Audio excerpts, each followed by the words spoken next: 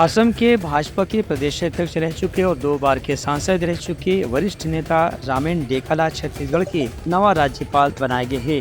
वह अभी के राज्यपाल विश्वभूषण हरिचंदन की जगह में छत्तीसगढ़ के राज्यपाल की जिम्मेदारी संभाली। ये समय रामेन डेका भाजपा के राष्ट्रीय सचिव के रूप में काम करते हैं।